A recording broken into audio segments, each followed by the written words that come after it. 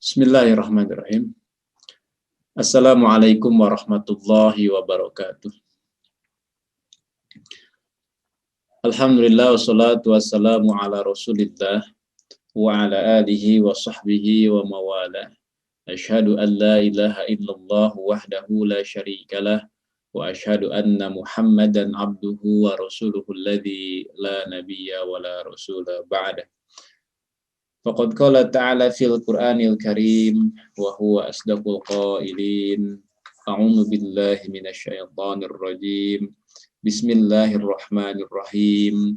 Ya ayyuhalladzina amanu taqullaha haqqa tuqatih wa la tamutunna illa wa antum muslimun. Wa qala Nabi sallallahu alaihi wasallam bada'al islamu ghariban wa sayaudu kama bada'a ghariban fatuba lil ghuraba. Wa qala aidan nadarallahu imra'an sami'a minna syai'an faballaghahu kama sami'a farubba muballagin au amin sami'in. Sadaqallahul azim wa sadaqa rasul nabiyil karim. Alhamdulillah, nikmat dari Allah Subhanahu wa taala kepada kita semua pada kesempatan yang berbahagia ini, di saat yang penuh dengan keberkahan ini, di subuh hari yang Allah janjikan keberkahan untuk mereka yang menghidupkan dari mulai sepertiga malam, sholat subuh dan tidak tidur lagi setelah sholat subuh. Mudah-mudahan kita termasuk di dalamnya, yakni termasuk yang senantiasa istiqomah di dalam menghidupkan waktu subuh kita dalam berbagai bentuk kebaikan. Shalawat dan salam keselamatan senantiasa kita sampaikan kepada Kanjeng Nabi Muhammad Sallallahu Alaihi Wasallam, keluarga, sahabat, dan kepada seluruh umatnya hingga akhir zaman. Sahabat-sahabat semua, iwafillah al-hibba, pada pagi hari ini insyaallah kita akan melanjutkan kajian kita, yaitu kajian ilmu hadis atau mustalah hadis dasar dari kitab Al-Qawaidul Asasiyah fi Ilmi Mustalahil Hadis, karya dari Abuya Al-Allamah Al-Muhaddis Sayyid Muhammad bin Alawi Al-Maliki Al-Hasani rahimahullahu ta'ala. Dan mudah-mudahan kita diberikan kefahaman oleh Allah Subhanahu wa ta'ala, kefahaman untuk senantiasa memahami secara baik ilmu hadis ini, ilmu alat ini, kefahaman untuk bisa memilah mana hadis yang makbul dan mana hadis yang mardud, dan juga lebih jauh daripada itu adalah kita ringan dalam mengamalkan hadis-hadis Nabi Muhammad Shallallahu Alaihi Wasallam.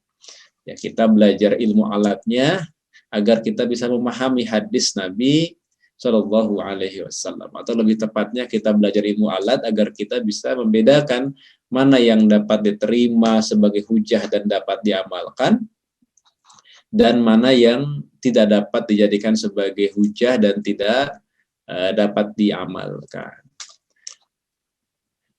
Ayuhal ahibba, bahasan kita pada hari ini insyaallah adalah bahasan tentang hadis dhaif, ya, lanjutan dari bahasan minggu lalu. Minggu lalu kita sudah sampai dalam bab hadis hasan, ya, bab hadis hasan. Hari ini kita akan masuk dalam pembahasan hadis dhaif, ya, insyaallah. Silakan kitabnya dibuka, karena tidak disebut ngaji kalau tidak pegang kitab. Kalau tidak pegang kitab itu sedang mendengarkan tablik akbar namanya, ya, atau sedang mendengarkan pengajian umum begitu. Ya, kalau ngaji kitab ya pegang kitab. Jadi di sini mudah-mudahan semua sudah punya kitabnya, minimal mencetak untuk kebutuhan sendiri. Ya, PDF-nya ada, tinggal dicetak untuk kebutuhan sendiri. Kalau ada kesempatan membeli kitabnya, itu jauh lebih baik, ya. Kitabnya insya Allah mudah dapat kita beli di beberapa distributor penyedia kitab-kitab dari Abuya Sayyid Muhammad, ya, dan kitabnya murah insya Allah, ya, sepertinya kitab ini tidak akan menyamai harga baju, kayaknya baju jauh lebih mahal ya. Kemeja aja udah mahal sekarang.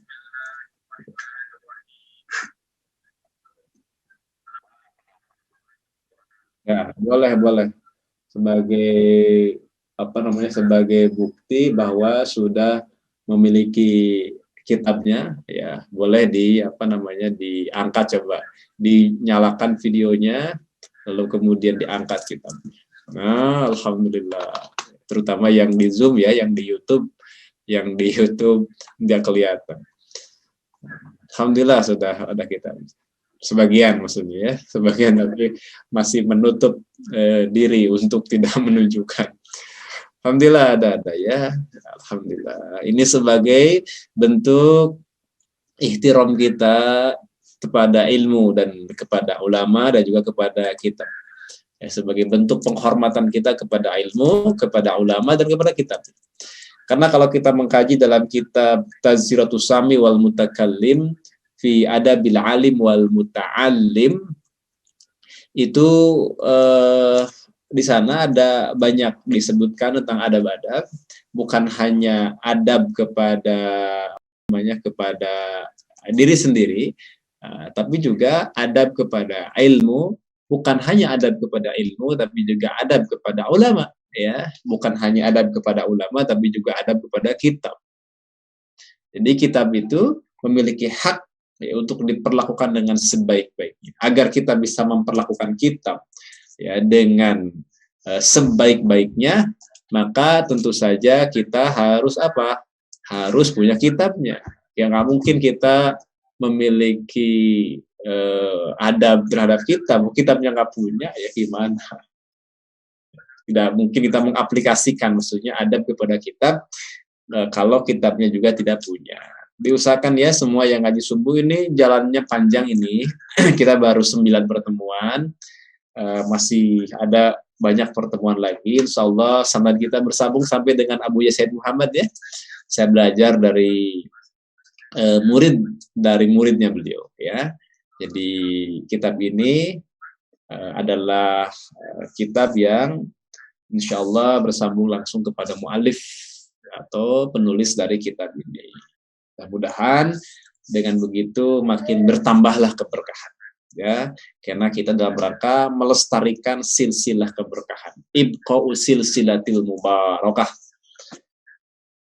Baik sahabat-sahabat semua, silahkan dibuka halaman, kalau dicetakan saya halaman 19. Kalau dicetakan yang berbeda, bisa jadi berbeda halaman. Kita tampilkan dulu. Ya, kita tampilkan dulu. Nah, ini dia ya. Kita sekarang akan masuk hadis dhaif. Sahabat-sahabat semua, petanya kita sudah paham insyaallah ya, bahwa hadis itu dilihat dari kekuatan dan kelemahannya. Ya, hadis itu sekali lagi dilihat dari kuat dan lemahnya, itu dibagi menjadi 2. Yang pertama makbul, yang kedua mardud. Jelas sampai sini? Baik, sekali lagi hadis dilihat dari kekuatan dan kelemahannya. Ya, min haitsu quwwatuhu wa dha'fuhu. Dilihat dari sisi kekuatan dan kelemahannya, itu dibagi 2. Ya. Ila kismain, dibagi menjadi 2. Apa itu? Pertama makbul, yang kedua mardud.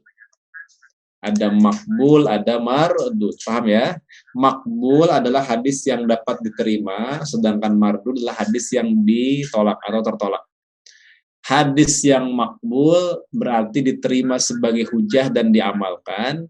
Hadis mardud tidak dapat dijadikan sebagai hujah atau dalil dan tidak diamalkan. Sampai sini makin jelas? Insyaallah ya. Kemudian untuk yang makbul itu ada 2 jenis. Pertama hadis sahih, yang kedua hadis hasan. Ini sudah kita bahas seminggu lalu dan 2 minggu yang lalu. yakni hadis sahih dan hadis hasan. Itu kedua-duanya adalah hadis makbul. Yang namanya makbul berarti dapat digunakan sebagai hujah, dapat dijadikan sebagai dalil, dan juga diamalkan. Nah, untuk hadis yang mardud itu tuh hadis yang kebalikannya tidak dapat dijadikan sebagai hujah dan tidak dapat diamalkan. Ada berapa jenis hadis mardud? Banyak sekali, ya. Hadis mardud sangat banyak. Hadis mardud sangat banyak. Ada berapa?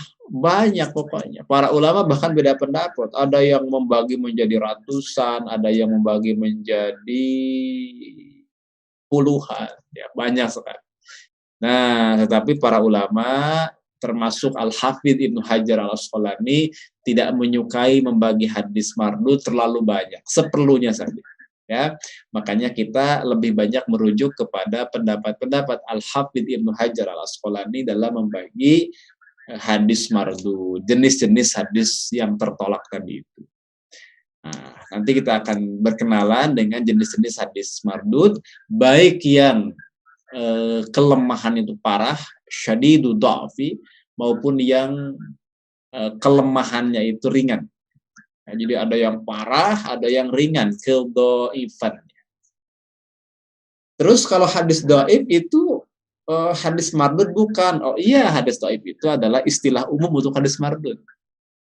Begitu ya. Jadi kalau ada yang bertanya, apa bedanya hadis dhaif dengan mardud kalau begitu? Jawabannya hadis dhaif adalah istilah umum untuk hadis yang mardud, hadis yang tertolak. Karena hadis tolak sendiri, kalau kita bagi-bagi jenisnya banyak, bisa belasan, puluhan, bahkan ratusan. Ada ulama yang membagi sampai sangat banyak. Nah, istilah umum untuk hadis yang mardud adalah dhaif, ya, hadis dhaif. Makanya hadis dhaif ini sebenarnya adalah istilah lain yang lebih umum, yang lebih lumrah, yang lebih familiar untuk menjelaskan terkait dengan hadis mardud. Jelas ya habis ini ya. Baik, ini kerangkanya dulu. Setiap pertemuan jangan bosan untuk saya ulangi kerangkanya. Jadi jangan sampai kita langsung masuk ke setiap kalimat, setiap kata begitu dalam pembahasan setiap topiknya, tetapi kita lupa akan kerangkanya sedang bahas apa ya. Mudah-mudahan jelas kerangkanya seperti itu. Nah, itulah mengapa sekarang kita masuki hadis dhaif. Karena sudah beres hadis untuk yang makbulnya, yakni hasan dan sahih. Sekarang kita akan masuk hadis mardud, ya, yang diwakili dengan istilah umum yakni dhaif. Baik, ayuhal ihwal ahibba, kita akan lihat. Bismillahirrahmanirrahim. Qala al-musannifu al-allamah al-muhaddis as-sayyid Muhammad bin Alawi al-Maliki al-Hasani rahimahullahu ta'ala wa nafa'ana bihi wa bi'ulumihi wa bi'ulumikum bidaraini amin ya rabbal alamin.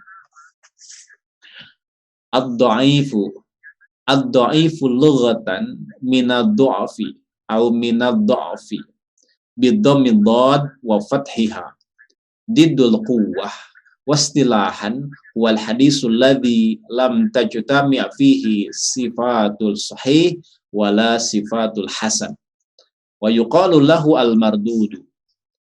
Taib, ayuhal ihwah, kita akan masuk dalam bahasan hadis dhaif. Ad-dhaif, ya, ad-dhaif lughatan secara bahasa itu diambil dari kata ad-dha'fu atau ad-dhu'fu. Ya, maka dikatakan di sini bidhammid dhad. Kalau bidhammid dhad berarti dha'fu. Kalau dipatahkan dhadnya berarti dha'fu. Ya, maka di sini kata beliau lughatan minad-dha'fi atau minad-dha'fi. Jelas ya?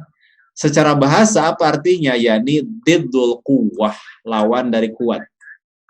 Berarti lawan dari kuat apa? Dhaif alias lemah. Lawan dari kuat. Kemudian wastilahan, secara istilah yang disebut dengan hadis dhaif adalah wal hadisul ladzi lam tajtami' fihi sifatus sahih wala sifatul hasan.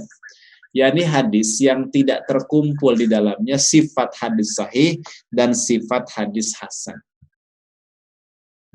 Ya, jadi hadis yang tidak terkumpul yang tidak memenuhi di dalamnya sifat atau ciri hadis sahih dan ciri hadis hasan. Atau sebenarnya para ulama cukup saya mengatakan wala tajtami fihi sifatul hasan, cukup. Karena kalau tidak terpenuhi sifat hasan, udah pasti yang sahih apalagi. Ya, jelas ya. Beda kalau misalnya dikatakan walam tajtami fihi sifatus sahih. Di bawah sahih masih ada hasan. Tapi kalau sudah dikatakan tidak memenuhi kriteria minimal hadis hasan, sudah. Di bawah hasan nggak ada lagi, kecuali dhaif. Makanya dalam definisinya Imam Baikuni, sederhana saja kalau kata beliau, yang disebut dengan hadis dhaif adalah hadis yang tidak memenuhi sifat hadis hasan. Ya, itulah yang disebut dengan hadis dhaif. Kalau di sini disebutkan lebih lengkap, yang disebut dengan hadis dhaif adalah yang tidak terpenuhi sifat hadis sahih dan sifat hadis hasan. Nah, sekarang berarti kita harus murojaah lagi. Apa itu sifat hadis sahih? Apa itu sifat hadis hasan? Tidak boleh lupa itu. Mutlak tidak boleh lupa. Harus sering digaji, harus sering dibuka, dibaca, dimurojaah ya. Sifat hadis sahih atau sifat hadis hasan itu 5. Ada berapa? 5. Yang pertama apa? Ittisalus sanad. Sanadnya bersambung. Yang kedua adalatur ruwah, rawinya adil. Para rawinya adil. Yang ketiga dhabtur ruwah, para rawinya dhabit.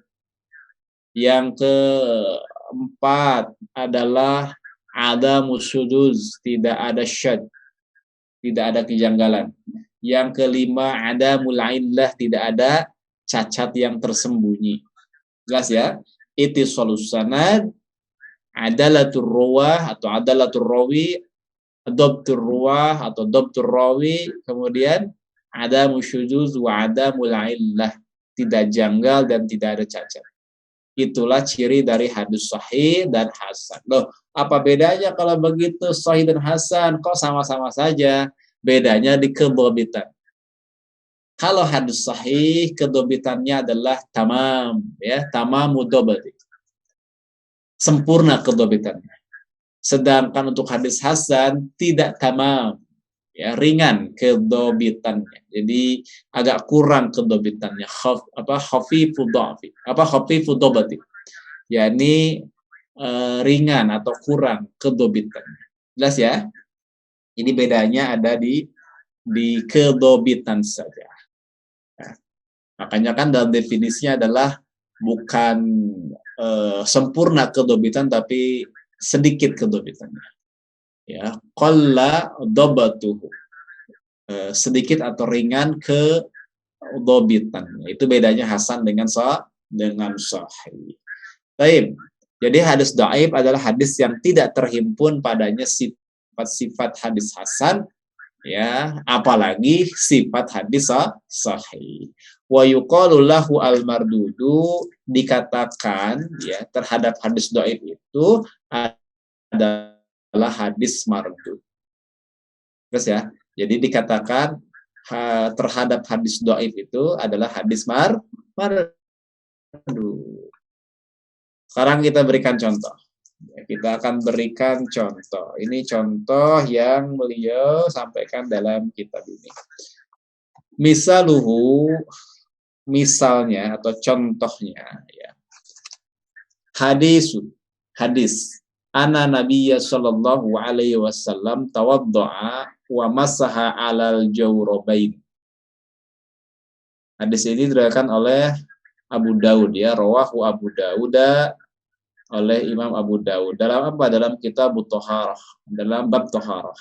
Khususnya adalah babul masah, yakni subbab tentang masah, tentang mengusap alal jawrabain, terhadap dua jawrab. Jawrab itu adalah kurang lebih kaos kaki. Ya, kaos kaki. Dikatakan oleh beliau fahada dhaifun, hadis ini adalah dhaif. Kenapa dhaif? Li'annahu yurwa an Abi Qaisin al-Audi wa huwa dhaifun. Karena sesungguhnya hadis ini diriwayatkan dari seorang rawi. Jadi dalam sanadnya ada seorang rawi yang bernama Abu Qais, ya, Abu Qais al-Aud. Yani Abu Qais ini wa huwa dhaifun, yakni seorang yang dhaif, atau dalam pandangan ulama lain disebutnya adalah mutakallam fi. Ya, di dalam kitab Manhalul Latif dikatakan Abu Qais ini adalah mutakallamun fihi, yakni diperbincangkan oleh para ulama karena dhaif. Jelas ya? Oleh karena itu hadis tentang Nabi itu berwudu cukup dengan mengusap kaos kaki itu dhaif. Dan ini menjadi pegangan jumhur ulama, tidak bisa mengusap kaos kaki. Kaki itu harus dibasuh. Tidak cukup dengan mengusap kaos kaki. Memang ada mazhab yang menerima hadis ini dan menetapkan syariat tentang cukup mengusap kaos kaki. Ya, ini menurut mazhab Hanbali, gitu ya. Di dalam mazhab Hanbali disyariatkan untuk cukup mengusap kaos kaki. Saya melihat beberapa postingan dari seseorang atau dari beberapa orang yang saya kenal, kemudian terkait dengan misalnya tata cara wudu, ya, tata cara wudu, terutama misalnya bagi perempuan yang tidak memungkinkan tidak memungkinkan membuka sepatu atau kaos kakinya lah ya, kaos kakinya, maka cukup dengan mengusap kaos kaki. Ya. Itu adalah pendapat dalam mazhab Hanbali sebenarnya. Nggak tahu yang bersangkutan mazhabnya apa. Ya, itu mazhab Hanbali. Dan itu bukan pendapat yang disepakati oleh mazhab Syafi'i, Maliki. Ya. Nah, ini kan Maliki ini. Karena hadisnya dhaif. Ya, hadisnya dhaif. Dan tidak layak dijadikan sebagai hujah, apalagi diamalkan. Dan tidak ada kompromi kalau dalam masalah ahkam atau hukum harus sahih dalilnya.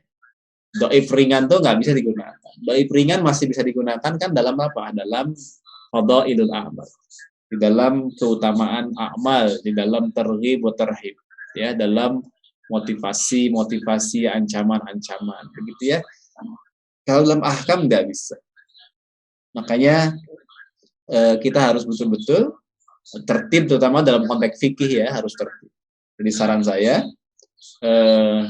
untuk fikih itu mulailah dari fikih mazhab, ya, dari fikih mazhab biar kita tertib dalam beribadah, tertib dari mulai toharohnya, misalnya puasa sholatnya, puasanya, zakatnya, hajinya, terus sampai dengan masalah-masalah fikih yang lain supaya tertib. Jadi berangkat dari fikih mazhab.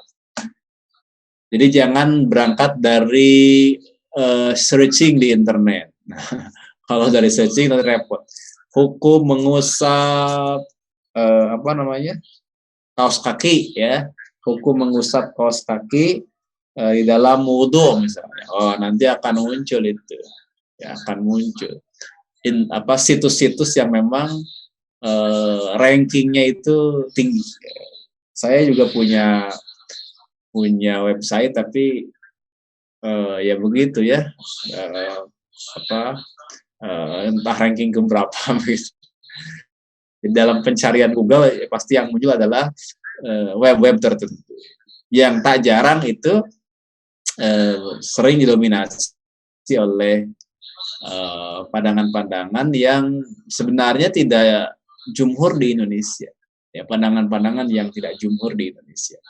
Mungkin cocok untuk di tempat tertentu yang misalnya bermazhab Hanbali misalnya di Arab Saudi.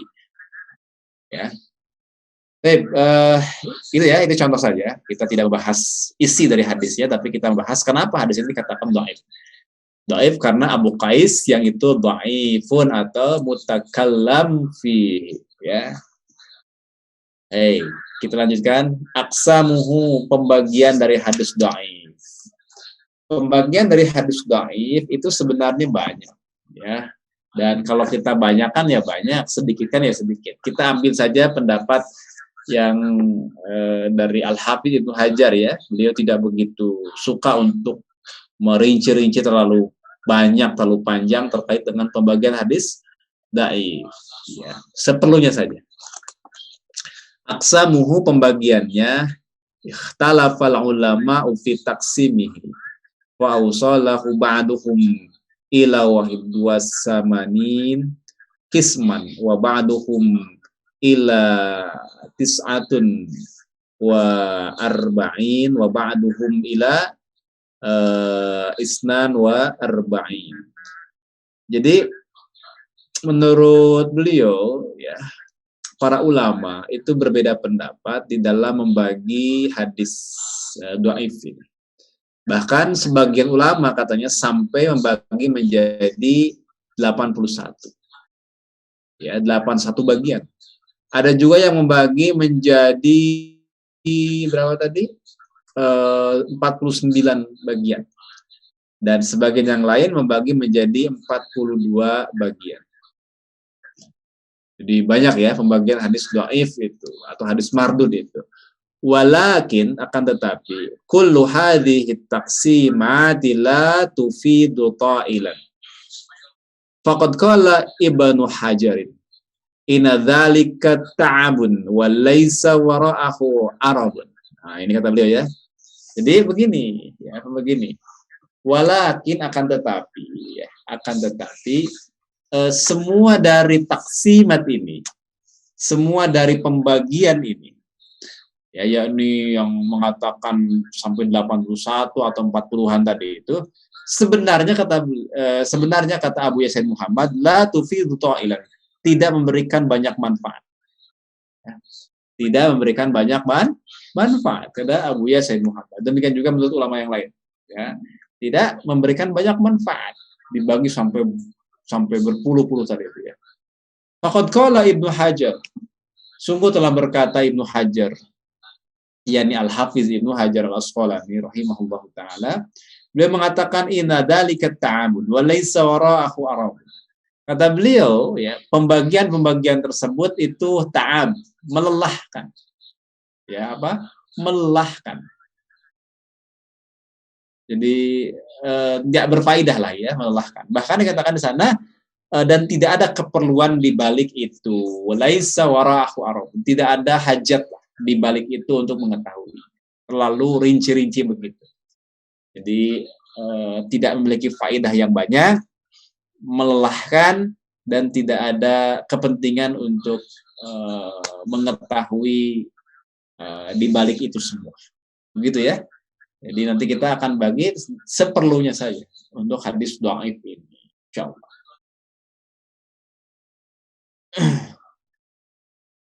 Baik, ta'ab itu lelah ya, melelahkan.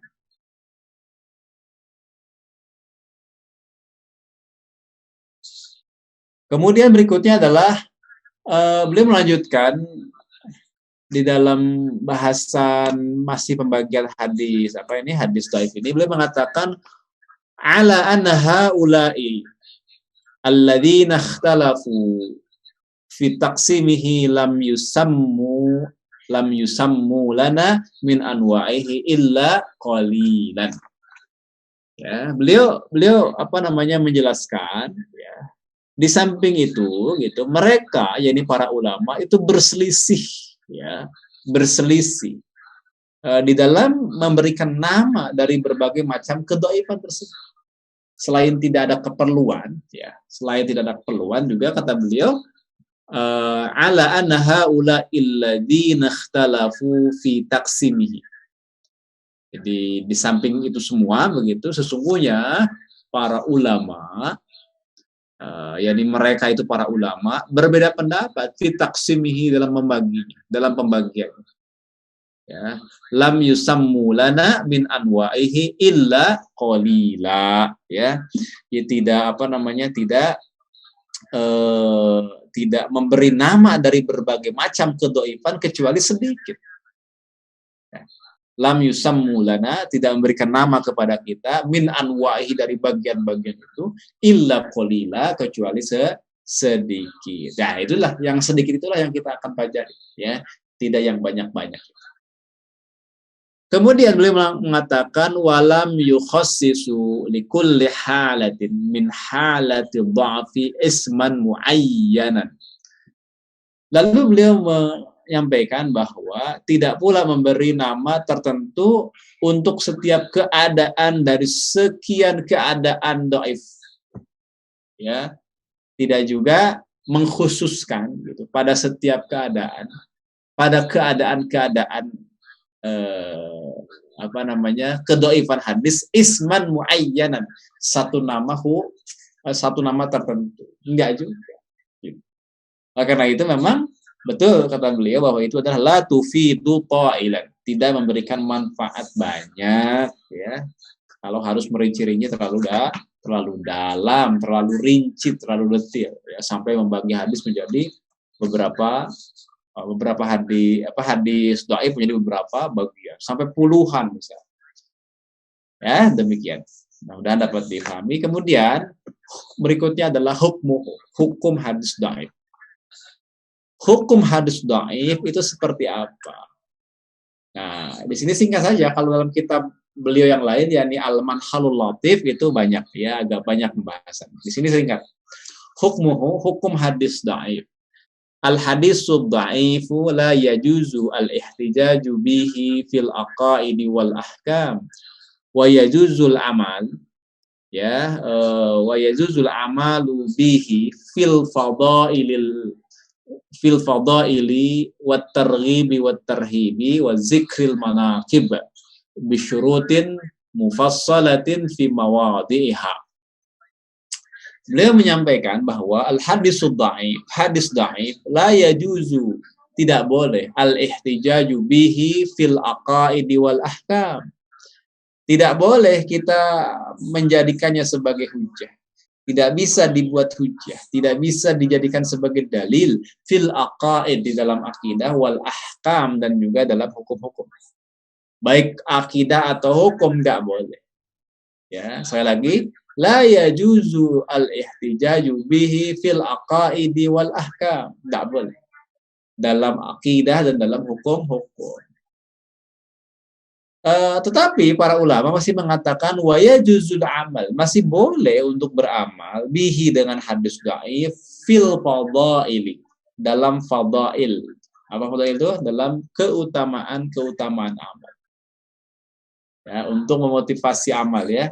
Wat targhibi, dan dalam motivasi, wat tarhibi, dan dalam ancaman, wa zikril manaqib, dan dalam menyebutkan biografi manaqib, bisyurutin, dengan syarat-syarat mufassalah yang terperinci fi mawadhiha, yang dijelaskan pada topik tersendiri ya, begitu, pada topik yang khusus pada tempat.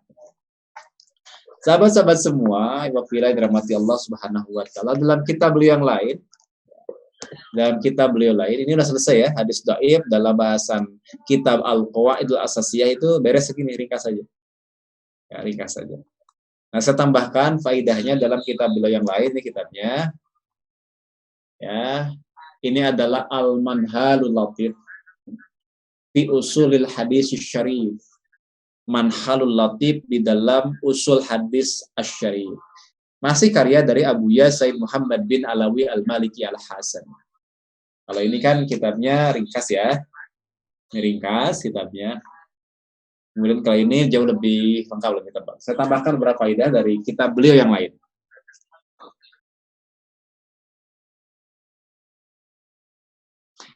Terkait dengan hukum hadis dhaif, menurut beliau ya, dalam penjelasannya memang ada beberapa perincian. Yang pertama tentu saja, awalan al-hadisud dhaif la yu'malu bihi fil aqaidi wal ahkami wa yajuzul amalu bihi fil fadaili wat targhibi wat tarhibi waz zikril manaqib. Wa hadha huwa al-mu'tamadu 'inda al-a'immah wa illa fa inna fil mas'alati khilafan. Beliau menyampaikan yang pertama, hadis dhaif tidak dapat digunakan, maksudnya dijadikan sebagai hujjah, dalil fil aqaidi, dalam akidah wal ahkami, maksudnya dalam berbagai pembahasan akidah ya, dalam berbagai pembahasan akidah, wal ahkami dan hukum-hukum, wa yajuzu dan boleh katanya beramal bihi dengannya fil fadail dalam fadail, wat targhib dalam motivasi, wat tarhib dalam ancaman, wa zikril manaqib dalam penyebutan biografi, wahada ini penting, wahada dan ini huwal mu'tamadu indal a'immah adalah pendapat yang menjadi rujukan menurut para imam-imam. Meskipun demikian katanya fa inna fil mas'alah khilafan, memang perkara ini adalah terjadi perbedaan di kalangan para ulama. Apakah hadis dhaif ditolak mutlak? Apakah hadis dhaif diterima mutlak? Ataukah hadis dhaif itu memang seperti ini ya, ditolak secara mutlak kalau dalam masalah akidah dan hukum, tapi diterima dengan syarat kalau masih dalam fadailul amal, targhib wa tarhib dan zikrul manaqib. Dan inilah pendapat yang jumhur untuk hadis yang kelemahannya ringan, itu masih dalam batas yang dapat digunakan dalam fadail, targhib wa tarhib. Tapi ada syaratnya, ada syaratnya. Tidak semua hadis dhaif. Ma'anal ladina ajazul amal bihi ja'alu lidzalika syurutan zikrahul hafiz ibnu hajarin wahiyah. Enggak sembarangan. Hadis dhaif boleh digunakan untuk fadail, targhib wa tarhib dan zikrul manaqib. Pokoknya apapun yang dhaifnya, bagaimanapun kondisinya kita bisa gunakan untuk targhib wa tarhib dan fadail amal, enggak bisa. Kenapa? Harus memenuhi syarat. Syuruton zikraha al-hafiz ibnu hajarin. Al-Hafiz Ibnu Hajar telah menyebutkan syarat-syaratnya ya, ja'alu lidzalika syurutan. Apa saja syarat-syaratnya? Yang pertama adalah ayyakuna fil fadailil amaliyati kama taqaddam. Jadi keberadaannya di dalam fadail amaliyah ya, dalam keutamaan-keutamaan amal yang sifatnya praktis sebagaimana yang disebutkan sebelumnya. Yang kedua, Allah yashtadda dha'fuhu fala yu'malu bima infarada bihil kazzabu wal muttahamu bil kazib wa man fahusha ghaladuhu. Jadi syarat yang kedua adalah kedoifannya bukan kedoifan yang parah, tidak bisa. Untuk targhib wa tarhib misalnya untuk fadail yang kedoifannya parah nggak bisa. Wala yu'mal, tidak boleh digunakan ya. Hadis yang di dalamnya ada rawi yang infaroda katanya, yang menyendiri bihi di dalamnya al-kadzab, seorang yang kadzab, pendusta, atau wal mutaham bil kadzib, atau orang yang terpapar dusta. Terpapar ya, mutaham tertuduh lah, tertuduh dusta. Atau waman fahusya ghalatu, atau orang yang sangat parah gitu ya kesalahannya. Nah itu nggak bisa, hadis yang dhaifnya parah itu nggak bisa. Seperti hadis maudhu kan, kalau kadzab berarti hadisnya maudhu. Kalau muttaham bil kadzib berarti hadisnya hadis matruk itu. Atau hadis yang munkar, waman fahusya ghalatuhu, parah kedhaifan si rawinya itu berarti hadis munkar itu. Kemudian yang berikutnya adalah ayyandariju tahta aslin ma'mulin bihi. Hendaklah juga syarat yang berikutnya adalah itu masih dalam kategori atau turunan atau sesuatu yang merupakan turunan atau di bawah perkara pokok yang dapat diamalkan. Jadi perkara itu adalah perkara yang dapat diamalkan, perkara pokok yang dapat masih tercakup dengan perkara pokok yang dapat diamalkan, gitu ya. Bisa. Saya ingin contohkan nanti ya. Bisa. Hadis terkait dengan dosa zina, dosa riba itu sama dengan menjinahi ibu sendiri. Populer ya hadisnya ya, populer. Memang hadis itu ada banyak ulama hadis yang mensahihkan, termasuk Imam As-Suyuti. Tapi sebenarnya tak jarang atau tak sedikit ya, tapi tak jarang atau tak sedikit yang mendaifkan. Kenapa? Karena adanya ilal. Karena adanya kecacatan. Bagi yang tidak meneliti sampai ke ilal mungkin nggak ketemu. Tapi kalau diteliti sampai dengan aspek ilalnya, maka akan ketemu di dalamnya ada beberapa kecacatan. Makanya jumhur ulama hadis itu banyak yang memberikan penilaian dhaif. Ada yang mensohikan, ada yang mendoifkan. Nah, bagi yang mendoifkan, ya bagi yang mendoifkan ini, boleh nggak tetap menggunakannya? Boleh. Loh, kok kenapa boleh? Karena itu termasuk apa? Tarhib, untuk menakuti. Betul ya? Menakuti orang dari berbuat riba. Itu masih dalam kategori apa tadi? Masih kategori fadhail, targhib, buat tarhib atau zikrul manaqib. Ya, ini tepatnya adalah apa? Tarhib, yakni untuk menakuti. Terus juga memenuhi syarat yang kedua, apa? Yakni tidak termasuk doib yang parah. Bukan maudhu, matruk, munkar. Bukan rawinya, bukan rawi yang kazab atau mutahambil kazib atau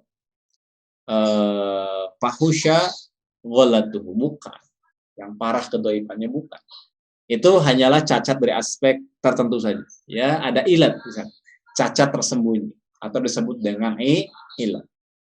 Kemudian juga ayat dari jatah ta'aslin ma'mulin bih. Iya, masih tercakup dalam perkara pokok yang dapat diamalkan. Tentang apa? Tentang dosanya riba. Itu. Jadi tanpa hadis itu pun kan riba itu haram. Ditetapkan oleh Al-Quran dan juga hadis sahih. Ada dalam hadis sahih Bukhari, Muslim, ya. Ada dalam hadis sahih Bukhari, ya sudah selesai. Berarti itu sahih itu. Ada dalam Al-Quran, apalagi Al-Quran. Ya, artinya riba itu tidak dilakukan lagi adalah perkara yang haram. Tanpa hadis tentang dosa riba seperti menjinahi ibu sendiri juga riba tetap haram. Nah, ini untuk penguat saja, menakuti. Bedakan misalnya ketika disampaikan riba itu haram, dilaknat, gitu macam-macam. Mungkin secara rasa belum dapat. Begitu, kamu makan riba sama dengan menjinahi ibu sendiri. Tuh, wah langsung rasa. Ya, langsung kan secara syuur kena. Sama dengan menikahi atau menjinahi ibu sendiri. Langsung secara syuur kena. Nah, itu bisa digunakan. Dan tidak mengapa. Apalagi bagi ulama yang mengatakannya sahih, apalagi ya bagi ulama yang mengatakan doib sekalipun dan kita misalnya ikut yang mendoibkan, tetap masih bisa digunakan untuk tarhib, untuk menakuti. Berikutnya apalagi tentang hadis doib yang perlu saya tambahkan, termasuk zikrul manakib ya tadi ya, tentang biografi itu kalau ada kelemahan yang ringan masih bisa digunakan. Demikian. Berikutnya juga harus dijelaskan. Nah, ini dia ya, dalam bahasan hadis dhaif ini beliau mengatakan man ra'a hadisan bi isnadin dhaifin, barang siapa yang melihat hadis dengan sanad yang dhaif, falahu ayyakula huwa dhaifun bihadzal isnad wala yaqul dhaiful matni atau dhaiful hadis. Nah, ini harus hati-hati kita. Jadi katanya barang siapa yang melihat hadis bi isnadin dhaifin, pada sanadnya ada kedhaifan, falahu maka baginya ayyakula hendaklah berkata huwa dhaifun.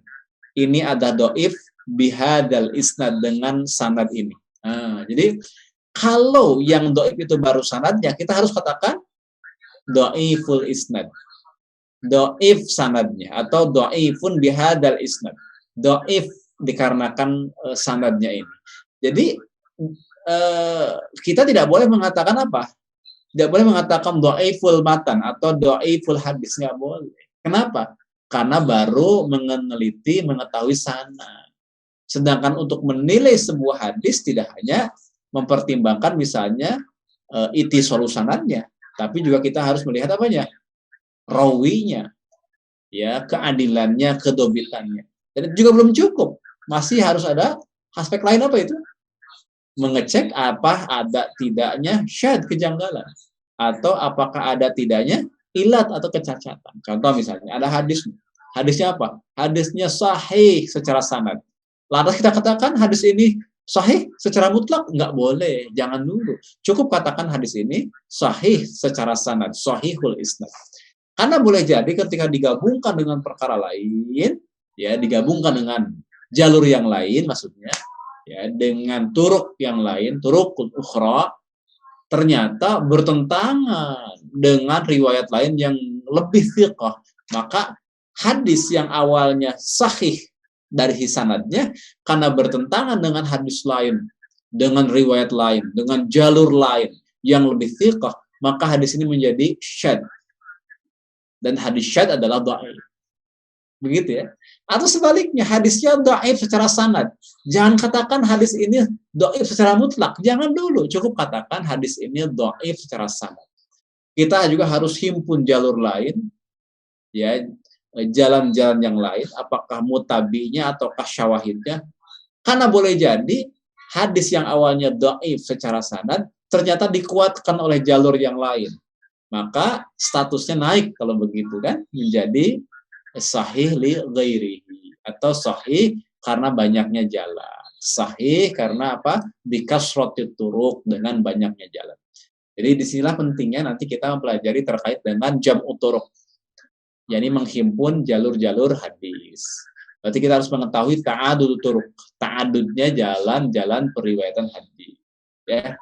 Jadi kalau Ustaz Siddiq Al-Jawi dalam 2 seri membahas tentang seri ta'adud, nanti juga dalam hadis banyak bahasan ta'adud ya, tapi ta'adud riwayat, berbilangnya jalur periwayatan hadis.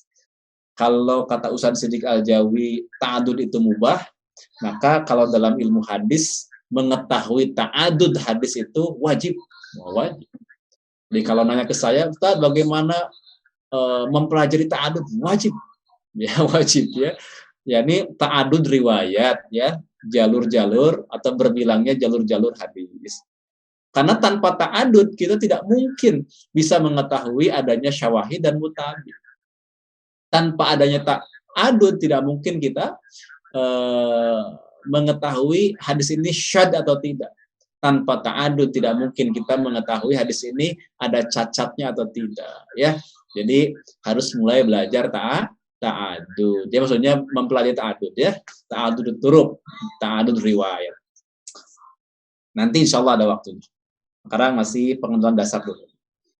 Dan yang berikutnya yang perlu saya tambahkan juga, al-hadisu dha'if wa alladhi bi ghairi isnadin la yuqalu fihi qala Rasulullah sallallahu alaihi wasallam wa innama yuqal ruwiya anhu kada. Ya, jelas ya. Jadi katanya hadis dhaif yang tanpa isnad, tanpa sanad. Ini nggak jelas nih asal usulnya nih. Jangan coba kita katakan qala Rasulullah, jangan pakai qala. Karena kalau qala itu dengan sigotnya sigot yang memastikan. Tapi pakailah sigot tamrid kalau masih lagu. Apa? Yani ruwiya, diriwayatkan. Ya. Jadi jangan qala tapi qila. Jangan rawa tapi ruwiya. Jelas sampai sini? Jelas ya? Atau boleh juga dengan mengatakan balaghana anhu kada, telah sampai ya kepada kami darinya ini dan itu. Atau misalnya ja'a anhu kada, boleh. Atau nukila anhu kada, dinukil darinya demikian dan demikian. Dan yang semisalnya. Dan itu semuanya adalah min siyaghi tamrid, yakni dengan sigat tamrid ya. Pakai dengan sigat tamrid. Apa itu sigat tamrid? Sigat yang menunjukkan belum pasti. Ya, belum pasti. Tapi kalau itu udah betul maka pakainya sigat jazm ya. Amma sahih, kalau sahih maka pabis sigatil jazmi, dengan sigat jazm. Paham ya? Jadi kalau ada hadis yang nggak jelas nih, kita nggak tahu nih asal usulnya, nggak tahu, maka kita mencoba untuk mengutip, bisa jangan qala Rasulullah sallallahu alaihi wasallam, tapi qila. Bukan qala, tapi qila dikatakan. Bukan rawa, tapi ruwiya. Telah diriwayat, ya, dibuat negatif, dibuat tidak ada fa'ilnya.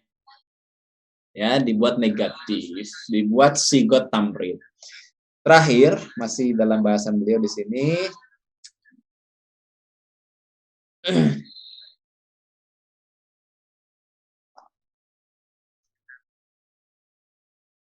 Nah, nah, nah, nah, nah, nah, nah, nah.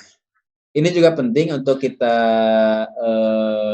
apa namanya jelaskan terkait dengan kalau saya tambahkan misalnya apa saja kitab hadis yang menghimpun hadis dhaif. Oh, banyak ya. Kitab hadis yang menghimpun hadis dhaif banyak. Ada misalnya kitab-kitab yang disusun untuk menjelaskan mengenai hadis-hadis dhaif seperti kitab Ad-Du'afa karya Ibnu Hibban. Itu himpunan hadis-hadis dhaif. Atau dalam kitab Mizanul I'tidal karya Imam Az-Zahabi juga sama menghimpun hadis-hadis dhaif. Atau kitab-kitab yang lain. Termasuk kitab-kitab yang khusus misalnya ada kitab-kitab hadis seperti Al-Marasil karya Abu Daud berarti menghimpun hadis-hadis mursal semua. Ya, atau misalnya kitab Al-Ilal karya Imam Daraqutni berarti menghimpun hadis-hadis yang ada cacatnya saja, begitu ya. Jadi kitab-kitab yang secara khusus membahas terkait dengan hadis hadis dhaif itu banyak contohnya ya, banyak contohnya termasuk tadi yang saya sebutkan Ad-Du'afa Ibnu Hibban, kemudian Mizanul I'tidal karya Imam Az-Zahabi, kemudian juga kitab Al-Marasilnya Abu Daud dan kitab Ilalnya Imam Daraqutni ya, yang khusus, kitab khusus. Kalau yang tidak khusus ya hadis dhaif tersebar dalam kitab-kitab induk yang lain. Contoh dalam Musnad Ahmad ada hadis dhaifnya, dalam Sunan Ibnu Majah ada hadis dhaifnya, begitu ya. Kemudian di dalam Sunan An-Nasa'i juga ada ilalnya. Dalam Sunan At-Tirmizi juga ada yang dhaifnya, begitu ya. Jadi tersebar di dalam kitab-kitab induk kalau hadis dhaif. Tapi kalau pertanyaannya kitab khusus ya tadi ya Pak ya.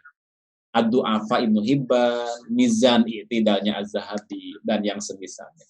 Atau Ibn Jauzi misalnya menulis kitab juga Al-Maudu'at ya, menghimpun hadis-hadis maudhu. Meskipun sebenarnya dikritik juga karena nggak semuanya maudhu ya. Ada juga yang hanya dhaif bahkan ringan tapi dianggap maudhu oleh Ibnu Jauzi karena beliau terlampau ketat. Baik, barangkali itu mudah-mudahan bermanfaat untuk kita semua. Masih ada waktu, kalau ada hal yang mau didiskusikan silahkan. Barakallahu li wa lakum. Wassalamualaikum warahmatullahi wabarakatuh.